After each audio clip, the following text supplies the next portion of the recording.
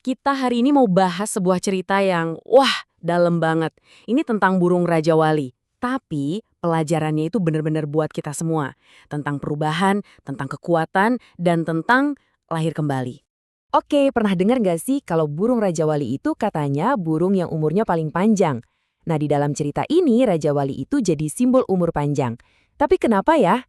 Jawabannya ada di kemampuannya yang luar biasa untuk berubah. Iya benar, 70 tahun. Menurut legenda ini, seekor Raja Wali bisa hidup sampai selama itu.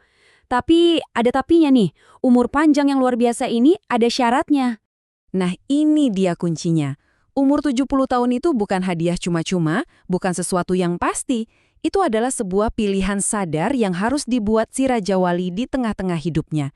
Pilihan antara lanjut hidup atau ya sudah, menyerah. Yuk kita lihat momen paling penting dalam cerita ini.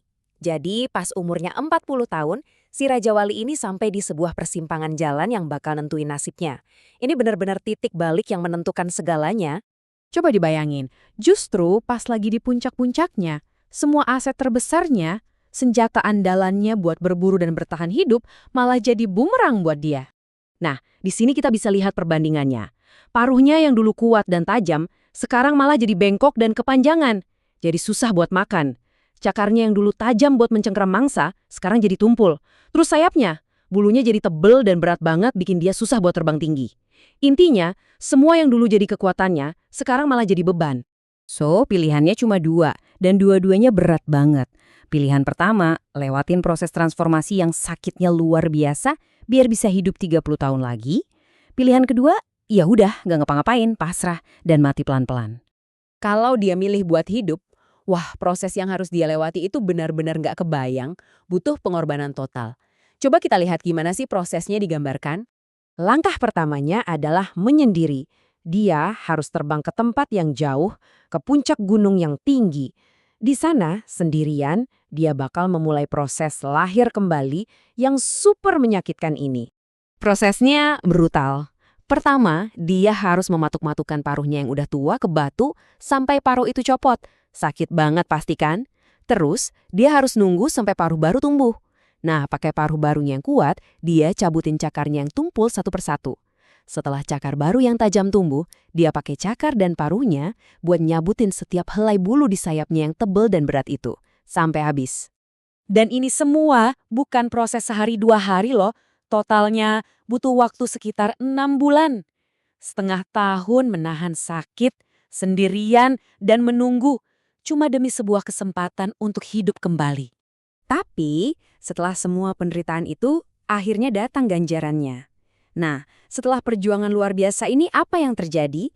Semuanya terbayar lunas. Setelah proses yang menyiksa itu selesai, dengan paruh yang baru, cakar yang tajam, dan sayap yang ringan, Sang Raja Wali seolah terlahir kembali. Dia bisa terbang tinggi sekali lagi, bahkan lebih kuat dari sebelumnya. Dan inilah hadiahnya, tambahan 30 tahun kehidupan. 3 dekade lagi untuk jadi raja di angkasa. Terbang bebas, semua karena dia berani menghadapi perubahan yang luar biasa sakit. Tentu aja ya, kekuatan cerita ini tuh bukan soal akurat atau enggaknya secara biologi, tapi lebih ke cermin yang bisa kita lihat untuk diri kita sendiri. Ada pelajaran yang kuat banget di sini buat kehidupan kita. Dan ya, disinilah poin utamanya. Si Raja Wali ini, ya ibarat kita sebagai manusia. Cepat atau lambat, kita semua pasti akan ada di persimpangan jalan kita masing-masing, persis seperti si Raja Wali. Paruh, cakar, sama bulu-bulu tua itu adalah simbol dari kebiasaan lama kita, kenangan yang menyakitkan, atau mungkin hubungan yang udah nggak sehat lagi. Supaya kita bisa terbang lagi, kita harus berani melepaskan semua beban itu, meskipun prosesnya mungkin terasa sakit banget. Dan sama kayak si Raja Wali dalam cerita ini, hadiah dari keberanian untuk berubah itu besar banget. Bisa jadi itu adalah kehidupan yang jauh lebih baik, hubungan yang pulih, sembuh dari luka batin, bisa merasakan sukacita lagi, atau akhirnya bisa meraih mimpi-mimpi yang selama ini tertunda. Jadi, sebagai penutup, saya mau ninggalin satu pertanyaan buat kita renungkan sama-sama. Kira-kira beban apa dari masa lalu yang mungkin lagi menahan kamu saat ini? Dan transformasi apa, meskipun mungkin menyakitkan, yang perlu kamu hadapi hari ini demi masa depan yang lebih cerah dan lebih bebas?